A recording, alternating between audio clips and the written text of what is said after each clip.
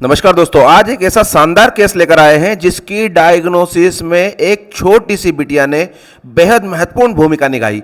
तो क्या केस है, किस तरह से इसको ट्रीटमेंट किया गया है, इन सब विषयों पर आज हम चर्चा करने वाले हैं।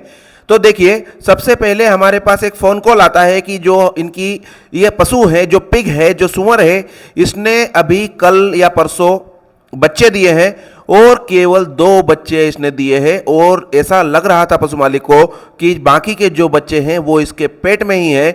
तो साधारणतः ये जो केस है ये था डिस्टोकिया ऑफ पिग। इसमें जो बच्चे हैं वो बाहर नहीं आ रहे थे, ऐसी शंका थी पशु मालिक को। तो उन्होंने हमें बुलाया और सबसे पहले जब हम इस केस के पास गए तो देखिए, उसको हमने बाड़े से बाहर निकालने के लिए, जो एक सूअर होता है उसको बहुत मशक्कत करनी होती है, उसके बाद इसको बाहर लाया गया। बाहर लाने के बाद सबसे पहले हमारे पास जो चुनौती थी वो थी कि क्या बच्चे इसके अंदर हैं, और अगर अंदर हैं तो वो जीवित है या नहीं है। आगे की जो ट्रीटमेंट होगा और जो कार्रवाई होगी वो उसी चीज पर निर्धारित होगी कि जो अंदर बच्चे हैं वो किस पोजीशन में हैं, अगर है तो या नहीं है। केवल इसने 2 बच्चों को जन्म दिया है। इन सब विषयों के बारे में अब हमें पक्की जानकारी निकालनी थी। तो ये देखिए, उसका सीधा सा तरीका होता है कि हम इसके यूट्रस में हाथ डालें और ये देखें कि जो बच्चे हैं वो किस पोजीशन में हैं। तो यहां समस्या ये आ रही थी कि जो हमारे हाथ थे वो बड़े थे, मोटे थे, तो इसकी जो पेल्विक बोन है उसके अंदर हमारा हाथ जा ही नहीं पा रहा था। तो इस हमें एक लेवल के बाद जब हाथ अंदर नहीं जा रहा था तो ये पता ही नहीं चल रहा था कि इसके जो बच्चे हैं वो है या नहीं। तो अब हमें एक पतले हाथ की आवश्यकता थी। तो सबसे पहले मैंने अपने सबऑर्डिनेट को कहा कि आप अपना हाथ डालकर देखिए। जब उन्होंने अपना हाथ डाला तो उनका हाथ भी एक स्तर के आगे नहीं जा पाया। तो अब समस्या यह थी कि हम में से किसी के भी हाथ अंदर जाने वाले नहीं थे।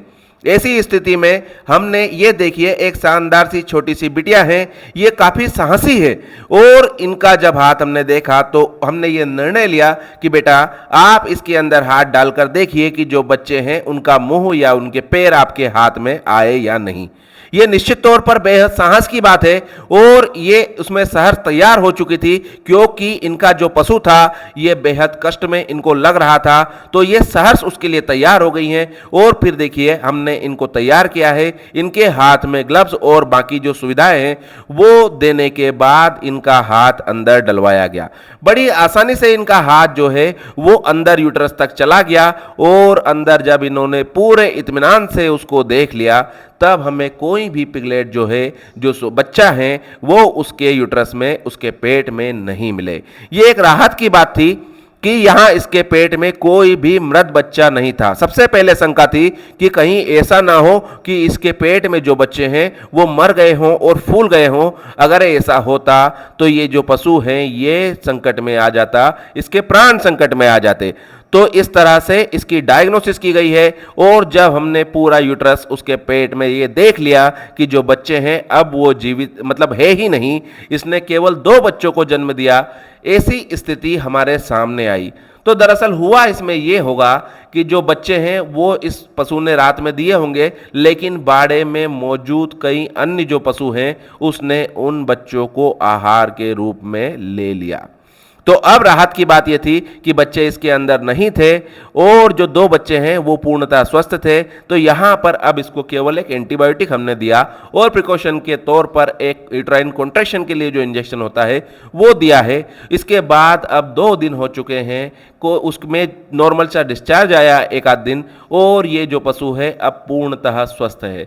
तो निश्चित तौर पर कभी कभी क्षेत्र में, फील्ड में हमें ये निर्णय लेने होते हैं कि सटीक तरीके से इलाज किया जाए, और इसकी जो सटीक डायग्नोसिस थी उसमें उस बिटिया की जो भूमिका थी वो निश्चित तौर पर काबिल तारीफ है। वीडियो अगर पसंद आया हो तो लाइक कीजिए, इस बेटी के उत्साह को लाइक कीजिए, और इसी तरह की जानकारी के लिए बने रहिए हमारे साथ। चैनल को सब्सक्राइब कीजिए।